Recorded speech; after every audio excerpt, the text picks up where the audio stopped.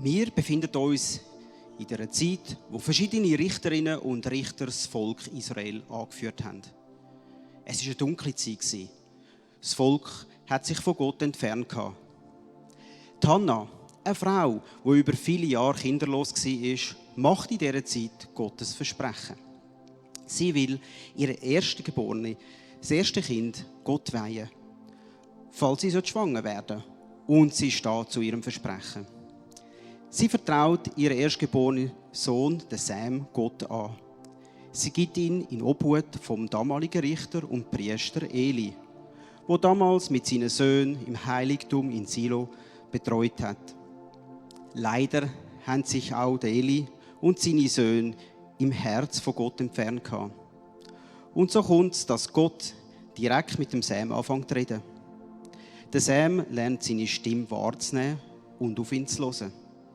Das führt dazu, dass man ihn im ganzen Land bald als Prophet anerkennt. Der Sam, ein junger Mann, und das ganze Volk hört auf ihn. Naja, so kann man es leider dann doch auch nicht ganz nennen. Weil es sind damals wirklich wilde Zeiten in Israel. Das heisst, nicht das ganze Volk hat immer auf ihn gehört. Aber seine Stimme war eine wichtige. Zumindest in der nächsten Entscheid, wo dann in der Geschichte vom Volk so passiert, ist der Samuel aber nicht involviert gewesen. Vielleicht war er noch zu jung gewesen. Vielleicht hat es aber auch damit zu tun, dass das Volk damals stark in diesen Sippen gelebt hat, in seinen Stämmen verteilt. Da war eine breite Meinungsmachung gewesen. Und der Samuel als junger Mann vielleicht auch gar noch nicht so weit herum bekannt.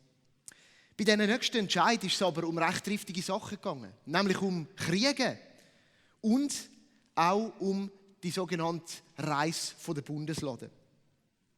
Israel hat sich in 7 Tagen nicht in den grossen Kämpfen mit ihren verfindeten Mächten, die wir dann später lesen, befunden. Also nicht mit den Babyloniern und mit den Assyrern im Krieg sind sie gestanden, sondern mit ihrem direkten Nachbar, mit dem Volk der Philister. Mit denen haben sie immer wieder Scharmützel gehabt, immer wieder Kämpfe. Und so möchte ich euch mitnehmen auf einen Text, wo wir eben um einen weiteren Kampf lesen. Wir lesen im 1. Buch Samuel, Kapitel 4, ab Vers 1. Die Israeliten führten Krieg gegen die Philister. Sie hatten ihr Lager bei Eben-Eser aufgeschlagen, die Philister das ihre bei Afek. Dann griffen die Philister an. Nach einem langen und erbitterten Kampf gewannen sie die Oberhand und besiegten Israel. Etwa 4000 Israeliten fielen auf dem Schlachtfeld. Als alle Überlebenden später wieder ins Lager zurückgekehrt waren, berieten sich die 7 Oberhäupter von Israel. Der Sam war nicht dabei. Warum haben die Philister uns geschlagen? Warum hat der Herr es nicht verhindert? Das einmal soweit die schreckliche Geschichte. Eine Geschichte, die sich in Eben-Eser abgespielt hat. Ich habe euch eine Karte mitgebracht von Israel, wie es damals ausgesehen hat. Wo ihr einblenden seht, ihr seht Eben-Eser, der Ort, wo sie im Kampf gelegen sind gegen die Philister. Und was passiert ist, 4000 Israeliten sterben. Die Betroffenheit ist gross. Wir reden hier von einer grossen Krise. Männer sind getötet worden, Väter, Versorger, Partner. Und die grosse Frage, die das Volk beschäftigt ist, warum hat der Herr das nicht verhindert? Er ist doch unser Gott. Warum ist es so weit gekommen? Jetzt natürlich wissen wir, dass das Volk gottlos unterwegs war. Natürlich haben wir den Blick und wir wissen, dass das sehr wahrscheinlich der Grund war. Aber sie selber haben das irgendwie nicht mehr gesehen. Und wir können da das berühmte Wort nehmen, das wir alle auch in unserem eigenen Leben kennen, nämlich das von den blinden Flecken. Die Sippenoberhäupter und das ganze Volk hat einen blinden Fleck gehabt. Sie haben nicht erkannt, warum Gott nicht mit ihnen war. Und ich frage mich, wieso? Ist es vielleicht so über die Jahre ein Selbstverständnis geworden für sie, dass sie das auserwählte Volk von Gott sind? Ist es vielleicht gewesen, weil sie die Geschichte hatten in der Wüste, wo Gott sich ihnen als ihren Gott vorgestellt hat, als der Gott von ihrem Land, von ihrem Volk? Und ist es gewesen, weil sie dann nachher mit dem Gott aus Land haben können einnehmen und dort Erfolge gefeiert haben? Ich weiß es nicht. Aber klar ist worden, eine Lösung muss hin.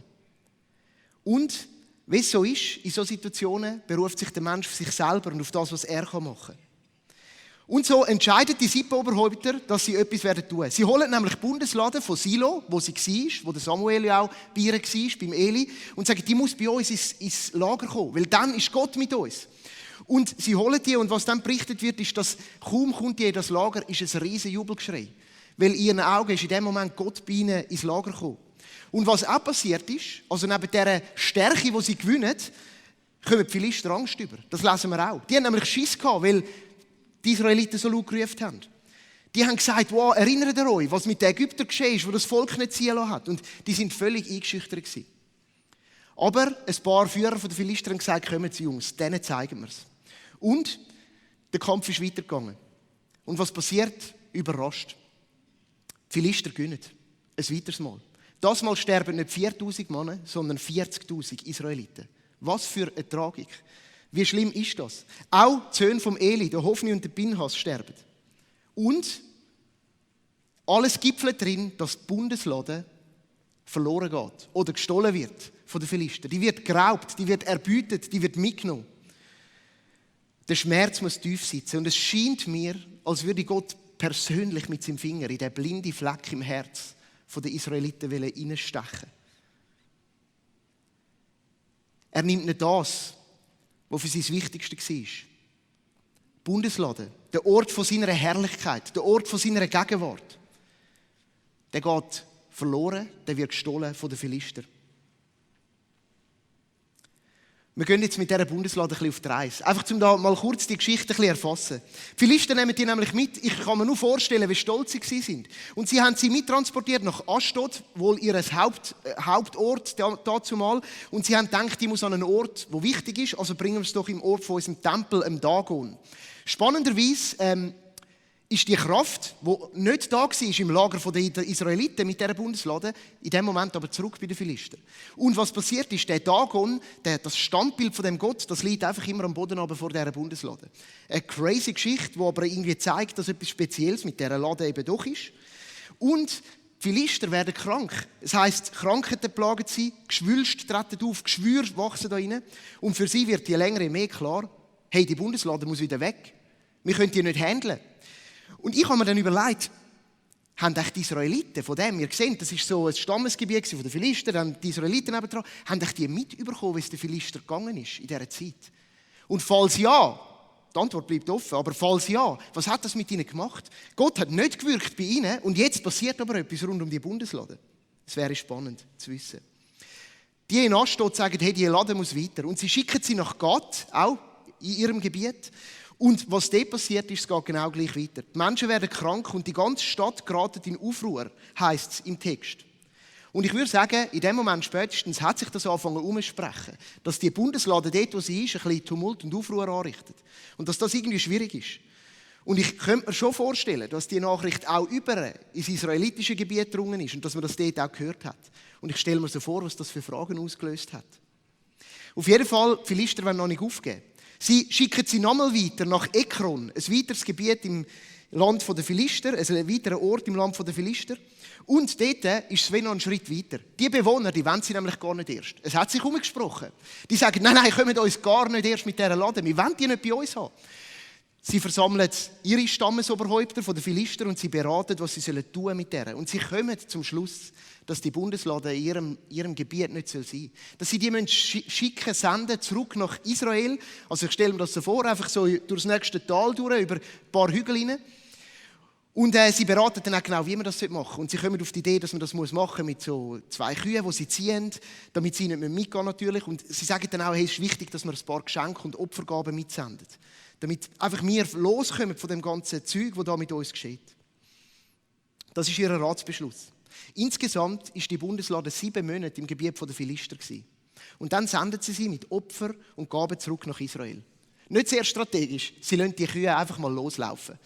Also jeder Alpabzug in der Schweiz ist sicher besser organisiert. Es sind ja im Moment gerade, ich sehe im Moment, dass viele Leute die gehen besuchen, was etwas Cooles ist natürlich. Und sie schicken die los und es heisst dann, die kommt so eben über Stock und Stein, durch Berg und Tal und landet in Bet Shemesh, israelitisches Gebiet, auf dem Feld von Joshua. Bewohner dort sind natürlich im ersten Moment begeistert und sagen, hey, die Bundeslade ist zurück. Und das ist doch grossartig. Wir haben ja gehört, die wirkt ja immer noch, die hat ja ihre Kraft bei den Philister, oder? Jetzt ist sie da und es spricht sich um. Und die haben sich natürlich versammelt und sie haben sie dann genommen und auf einen Stein tun, auf dem Feld von Joshua. Und was auch heisst im Text ist, sie haben sie nicht so behandelt, wie sie hätten sollen. Jetzt einige Manuskripte übersetzen, sie haben drin hineingeschaut. Was natürlich überhaupt nicht geht. Weil das kennen wir aus der Geschichte vor, oder? Die Heiligkeit von Gott, das vertreibt sich nicht. Jetzt habe ich mir aber überlegt, die haben wahrscheinlich schauen, ob die Philister die Sachen daraus rausgeraubt haben. Das würde ja Sinn machen. Die haben es wahrscheinlich nicht mal böse gemeint. Aber in dem Moment, selbstverständlich, haben die müssen sterben. Man weiss nicht genau, wie viel. Ein paar Ausleger sagen, 70 Menschen in Bet-Shemesh müssen sterben, weil sie die Bundeslade nicht richtig behandelt haben. Und natürlich, was passiert bei ihnen? Auch sie sind bestürzt und sagen, hey, wir können mit dem nicht umgehen. Wir müssen die weiterschicken. Die wollen wir nicht bei uns. Und sie schicken sie ganz aktiv weiter nach Kiryat Jearim, einem anderen Ort. Und ich denke so ein bisschen, wieso haben die denn die wählen? Weil es ist ja schon noch krass. Jetzt hat der Gott nicht genützt in dieser Bundeslade auf unserem Schlachtfeld, aber jetzt ist irgendwie etwas wieder zurück und die Kraft ist irgendwie da. Und um was geht es da? Verwirrung.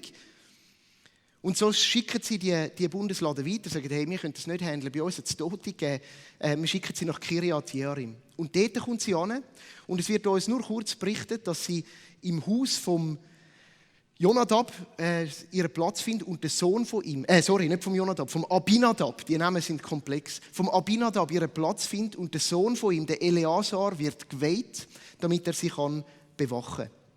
Und dort können sie es anscheinend relativ gut handeln. Aber siehe, welch eine Überraschung. Wegen dem geht es dem Volk noch lange nicht gut. 1. Samuel, Kapitel 7, Vers 2 lesen wir, 20 Jahre waren vergangen, seit die Bundeslade nach Kiryat Jearim gebracht wurde. Also recht eine lange Zeit. In dieser Zeit litten die Israeliten große Not und schrien zu Gott um Hilfe. Alles in Butter, Bundeslade zurück von ihrer Reise. Hey, nein, noch lange nicht. Überhaupt nicht, könnte man sogar sagen. 20 Jahre sind vergangen und sie haben eine 20-jährige Zeit gehabt, wo es ihnen schlecht gegangen ist. Wir lesen das so in ein paar Sätzen, aber das ist lang. Wir haben jetzt eine schwere Zeit hinter uns und hoffentlich bald wirklich hinter uns. Das sind 2 Jahre. 20 Jahre, 10-mal. Das ist lang. Das ist lang. Und anscheinend bedeutet die Bundeslade zu haben nicht, dass die Fülle vom Leben zurückkehrt. Das ist eine krasse Erkenntnis. So viel haben sich ihre Gedanken um die Bundeslade gedreht. Zuerst hat sie keine Kraft gehabt, nachher bei den Philister schon, dann irgendwie, wo sie zurückgekommen ist ins Land auch. Und jetzt ist sie da und ihnen geht es immer noch schlecht. Sie haben doch so darauf gehofft. Das Fazit von dieser Reise von der Bundeslade ist für mich, irgendwie bleibt sie geheimnisvoll, irgendwie auch verwirrend. Was ist mit dieser Bundeslade und der Gegenwart von Gott in dieser Geschichte? Und so zusammenfassend würde ich sagen, in den Herzen der Israeliten ist die Frage aufgekommen, Gott, wo bist denn du? Wieso folgt das alles keinem Schema? Wieso können wir uns nicht auf dich berufen? Wieso können wir dich irgendwie auch nicht fassen und uns nicht auf das verlassen? Wieso funktioniert das alles nicht? Und das sind doch ein paar Kapitel im Buch Samuel, wo wir lesen. Und der Samuel, der Sam, der junge Mann, der in der Zwischenzeit 20 Jahre älter geworden ist, der spielt gar keine Rolle da drin. Aber jetzt, im Kapitel 7, kommt der Sam endlich zu Wort. Und wir finden seine Worte in den nachfolgenden Texten an dem Teil, was heisst, ihnen ist 20 Jahre lang schlecht gegangen. Sie haben zum Gott um Hilfe gerufen. Und jetzt kommt der Samuel. Und ich würde sagen, was er sagt, das hat Kraft. Was er sagt, ist das richtige Wort zur rechten Zeit. Es gehört geschult auf die Stimme von Gott, wie wir es in der letzten Predigt gehört haben. Und er redet und es trifft im blinden Fleck vom Herz der Israeliten. 1. Samuel, Kapitel 7, Vers 3. Da sagte Samuel zum Volk, wenn ihr euch wirklich von ganzem Herzen wieder dem Herrn zuwenden wollt, jetzt stoppen gerade schon mal, das heisst, vorher hat es geheißen, sie haben zu Gott um Hilfe geschrien. Aber anscheinend ist es nicht wirklich von ganzem Herzen gewesen. Wenn ihr euch wirklich von ganzem Herzen wieder dem Herrn zuwenden wollt, dann werft erst einmal die anderen Götter und Göttinnen weg. Richtet euer ganzes Leben nach dem Herrn aus und gehorcht ihm allein. So wird er euch von der Herrschaft der Philister befreien. Und Und dann heisst es, die Israeliten sind hin und haben ihre anderen Götter vom Baal und von der Astarte, das sind berühmte Gottheiten gewesen, über die kann man googlen, da findet man noch viel raus, was die so gewesen sind, wo sie verehrt haben, weg und sie haben nur noch den Herrn verehrt. Aha. Ich würde sagen, da drin liegt die Ursache, der Speise im Fleisch von der ganzen Geschichte. Der Samuel spricht das Wort von Gott und pointet raus, wo der blinde Fleck ist. Es geht darum, dass sie andere Götter neben dem Herrn in ihrem Leben hatten. Es geht darum, dass sie neben Gott auch noch auf anderes vertraut haben. Und der Samuel ruft sie auf und sagt, bitte räumt auf mit dem. Und es ist so jetzt der erste Moment, wo ich möchte einen Link ganz praktisch in unser Leben hineinschlagen. Ich glaube zwar, man hätte schon vorher ganz vieles machen können, aber wo ich wirklich auch so einen Finger drauf legen will. Und ich will uns heute fragen, wo haben wir neben unserem Gott auch noch andere Götter in unseren Alltag integriert? Und manchmal geht das erstaunlich gut. Aber der Samuel stellt Gott vor als ein Gott, Jahwe, ich bin der ich bin, der sagt, nur ich habe den Anspruch, der ganze Gott zu sein, der einzige Gott, alles, der Versorger, die Fülle vom Leben. Und natürlich, wenn wir das jetzt ins Heute nehmen, könnten wir uns mal Gedanken machen über andere Religionen. Ja, die sprießen bei uns auch und machen und Menschen suchen die anderen Religionen nach Göttern. Ich würde jetzt mal sagen, so der Westler, der Säkulare, vor allem so ein bisschen in den fernöstlichen Traditionen und Religionen, Philosophien. Das ist so ein Bereich. Ich möchte aber heute nicht auf den fokussieren. Ich glaube, es gibt nämlich noch andere Art von Göttern, die in der heutigen Zeit viel mehr in unser Leben nie treffen. Und so möchte ich so einen Fokus legen auf unseren Alltag und uns fragen, hey, wo stecken da Götter drin? In unserem alltäglichen Lebenswandel. Und ich habe 3 so Gedanken aus dem Alltag, wo ich glaube, das könnte Götter werden in unserem Leben. Das erste ist Materielles. Ich habe ein Auto dabei. Ein wunderschönes Tesla, Beta-Modell. Nein, das ist natürlich viel älter, aber ein Auto steht für das Materielle in deinem und in meinem Leben, das sehr schnell in unserer Wohlstandsschweiz kann zu einem Gott werden, wo wir uns darauf verlassen, wo wir unsere Fülle vom Leben suchen. Und ehrlich gesagt, super integrierbar neben dem Glauben an Gott. Das geht perfekt. In der Schweiz sowieso, gell? Es steht natürlich auch für alle anderen Formen von Materiellem. Für deine Kleidung, für dein Haus, für dein Besitztum, für das, was du so hast in deinem Leben. Zweiter Bereich, und bitte spinn deine Gedanken weiter, wo trifft sie dein Leben? Zweiter Bereich ist der Gott von der Lebensgestaltung. Hey, wir leben in einer Zeit der unbegrenzten Möglichkeiten, wo uns die unbegrenzten Möglichkeiten einerseits alles versprechen, wahre Erfüllung, entwickle dich selber, schau auf dich. Und ich habe als Sinnbild für das so das Buch von der Allgemeinbildung mitgenommen. Weil Lebensgestaltung hat viel mit Bildung zu tun, mit dem Entscheid, was machst du in deinem Leben, wohin entwickelst du dich, gehen wir weiter. Es geht in die Karriere rein, es geht darum, wie du deine Freizeit gestaltest.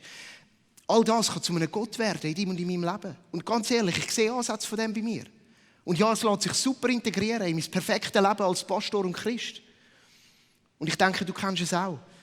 Wo wir anfangen, alles ausrichten an Ausbildung, Karriere, Beruf, Gestaltung von der Freizeit, nächsten Karriereschritt, alles in der Hand haben.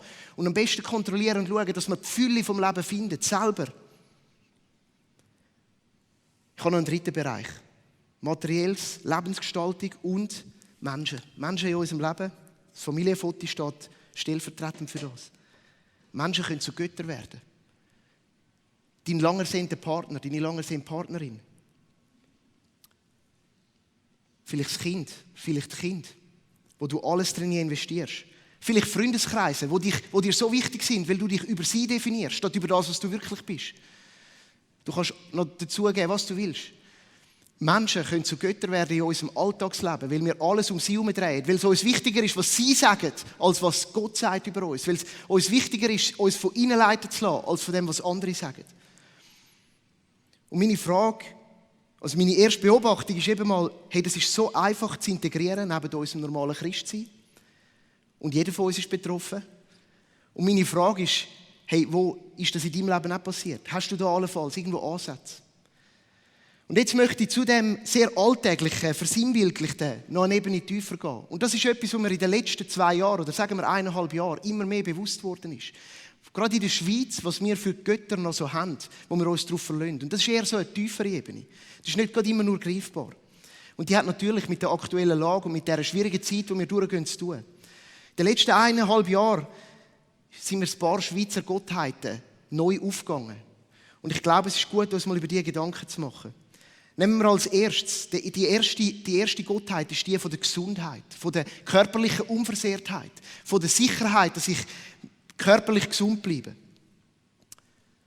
Das scheint mir so weit drunter zu liegen unter allem. Und alles geben wir für das. Und ja, ihr wisst, was ich meine, gerade in Bezug auf die Pandemie. Man hat vieles dem untergeordnet.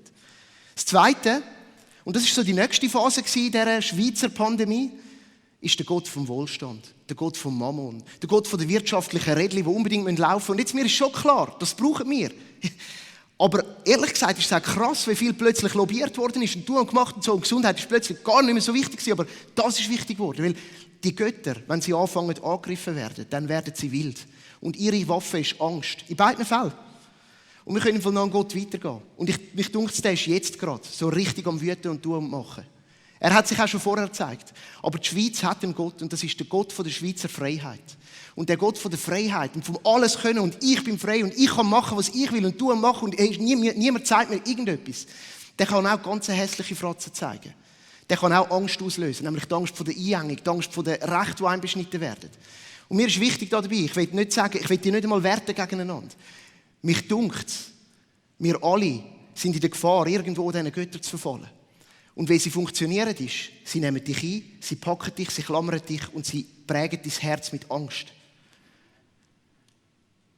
Sie versprechen dir im ersten Moment das ewige Leben, Gesundheit, Wohlstand, Freiheit, alles ist möglich, alles ist dir offen. Aber am Ende bist du gefangen. Und was aus dieser Angst herauskommt, ist oft Wut. Und du erkennst dich selber nicht mehr. Eine Frucht im Leben, die du nicht willst. Und mich dunkt, ich wage das zu vergleichen mit dem Zustand der Israeliten. Eigentlich ein unglückliches Sein im Leben. Der Moment im Lager, wo sie merken, mein Gott funktioniert nicht mehr. Der Jahwe-Gott, wo ist der? Und mich dunkt, so vielen von uns ist es in dieser Zeit doch auch so gegangen. Und wir gesagt haben, ja, irgendwie bin ich unzufrieden. In mir ist nicht Zufriedenheit, nicht Fülle. In mir ist alles andere. In mir ist Trauer, Frust, nicht wissen was, Wut. Das ist Frucht von diesen Göttern von der Angst, die da drunter liegen. Und lass es uns ehrlich an uns reflektieren und uns überlegen, wo ist Ausrichtung gefragt.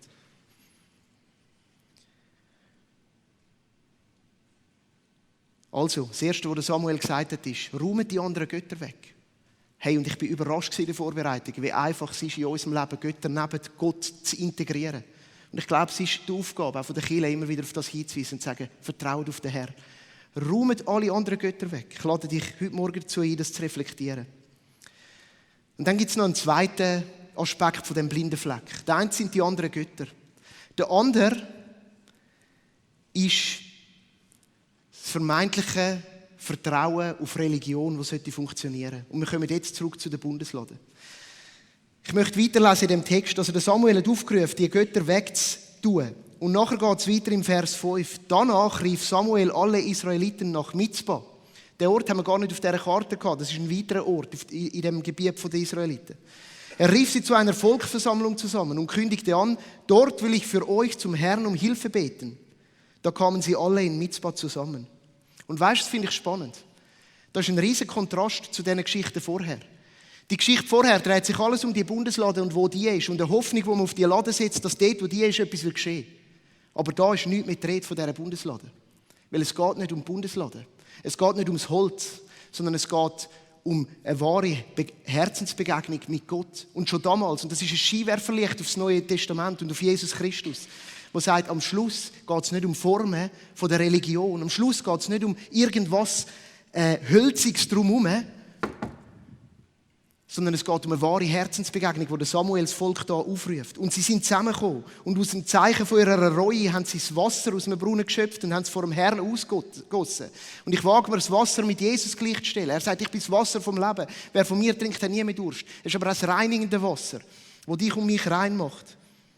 Und sie haben den ganzen Tag gefastet und bekennt. Und ich will heute darum auch als zweiten Aspekt dich aufrufen, deine Bundesladen, die du in deinem Leben aufgestellt hast, zurückzulassen. Und ich glaube auch, dass die in den letzten 1,5 Jahren auch besonders im Fokus gerückt sind. In Mizpah war die Bundeslade nicht dabei gewesen. Zumindest lesen wir nicht von dem. Anscheinend geht es nicht um die Bundeslade, sondern es geht um die Gegenwart von Gott. Es geht um seine Gegenwart. Und der Text schreit uns förmlich zu. Es geht nicht um die Bundeslade, es geht um ein ruhiges und veränderungsbereites Herz. Die Geschichte zeigt uns, dass Gott in einem langen Unterwegs mit Gott. Und das Volk von Israel hat ein langes Unterwegs mit Gott. Manchmal die eigene Religion, die gewissenhafte Beachtung von Vorschriften und Regeln, einem zum Verhängnis und zum Stolperstein werden. Dass wir mehr anfangen auf die Hülle achten, als auf das, um was es eigentlich geht. Ein ruhiges Herz. Wie kann sich das in deinem Leben zeigen? Ich glaube, die Bundeslade hat ein paar Namen. Und ich werde die hier betiteln. Ich glaube, einerseits sind es unsere religiösen Rituale, die wir auch heute haben.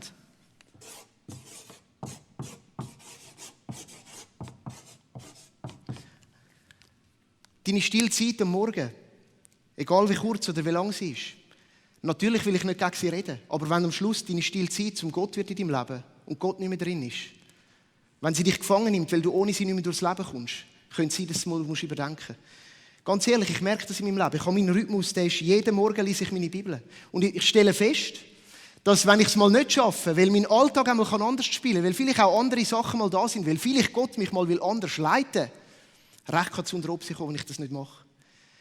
Und ich merke, einerseits ist es etwas Gutes, weil es ist ein Rhythmus, den ich habe und wir predigen manchmal über das, aber andererseits, seht ihr, was ich meine? Es kann wie plötzlich übergehen. Und wenn dein Leben abhängig wird von diesen Ritualen, wenn du nur dann rein bist, wenn du das Abendmahl nehmen kannst, nichts gegen das Abendmahl, aber Gott ist grösser. Was machst du, wenn das Leben mal auf den Kopf gestellt wird? Rituale können zu Bundesladen werden. Frag Gott, dass er es dir aufzeigt. Auch da wieder, ich glaube, Personen können so Bundesladen werden. Deine geistlichen Leiter und Leiterinnen. Die Leute, die dir erklären, wie der Glaube funktioniert. Die Menschen, die dir immer 5 Schritte voraus sind und du glaubst, du brauchst sie und nur bei ihnen findest du Gott. Gott wird dir persönlich in deinem Herz begegnen. Und als drittes, Örtlichkeiten. Parkarena. Dein Naturwanderweg, den du immer brauchst. Der Ort, wo du sagst, ja, schau, ich kann einfach dort am besten mit Gott connecten. Ich habe auch so einen Ort. Und ich finde es sinnvoll, wenn man sich überlegt, wo das ist und wie das geht. Aber wenn du in eine Abhängigkeit kommst vom Holz, von diesen Örtlichkeiten, dann wirst du über kurz oder lang Gott nicht erleben. Und mein Gebet heute Morgen ist, dass der Heilige Geist dir auch aufzeigt, gerade in dieser speziellen Zeit, wo du abhängig geworden bist von so Sachen, von so Ritualen und Sakramenten außenrum. Und eins, wo er will, ist dir begegnen.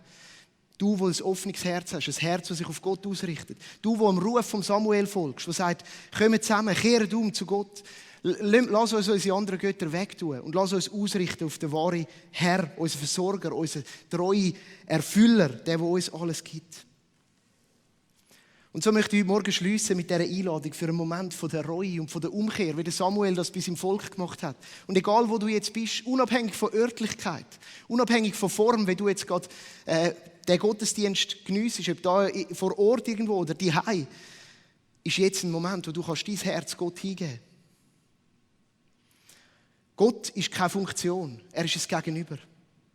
Er möchte dir alles geben, das Leben im Fülle. Was er dafür verlangt, ist dein ganze Herz. Ich weiss nicht, in welcher Gefahr du stehst. Ich habe viele Optionen aufgezeigt. Und ich wünsche mir, dass der Heilige Geist jetzt zu dir redet, in dein Herz hinein. Wo bist du gefragt, dein Herz neu auszurichten? Und vielleicht kannst du das ganz einfach tun, indem du sagst, wie die Israeliten, ich habe mit meinem Götzendienst gegen den Herrn gesündigt. Ich lasse meine Bundesladen zurück. Ich lasse meine anderen Götter zurück. Ich räume auf damit. Und ich öffne mich für eine wahre Begegnung mit Gott. Mitten in meinem Alltag. Mitten in meinen Umständen. Mitten im Herausfordernden. Mitten im Schönen, was das Leben auch mit sich bringt. Und all das fängt an mit einem Herz von der Reue. Das hebräische Denken ist ein ganzheitliches Denken. Und der Start geschieht in dir drin. Man versucht es auszudrücken mit dem Wort Herz. Es ist der Sitz vom Leben. Es ist die Ausrichtung, die du machen kannst und wo ich dich einladen kann, dein Herz auszurichten. Und daraus folgt etwas, nämlich eine Sinnesänderung. Dein ganzes Sein wird sich verändern. Wenn du dein Herz auf den Herrn ausrichtest. Dein Verstehen wird sich verändern. Dein Empfinden wird sich verändern. Ja, und am Schluss deine Handlungen, deine Taten, die sich gegen aussen zeigen. Auf Griechisch heisst das Wort Metanoia, die Umkehr, die Hinwendung zu Gott. Und für das werde ich aufrufen heute Morgen. Vielleicht ist es zum 100.000. Mal. Halleluja. Das Volk hat es einmal wieder machen. Vielleicht ist es zum ersten Mal. Eine Hinwendung zu Jesus. Dem, der das Leben in der Fülle verspricht. Dem, der sagt, ich bin der Weg, die Wahrheit und das Leben. Niemand kommt zum Vater, außer durch mich. Keine anderen Götter neben mir. Räum deine Götter auf. Entrümple leere Ritual. Und lass dein Herz verändern. Ich möchte beten.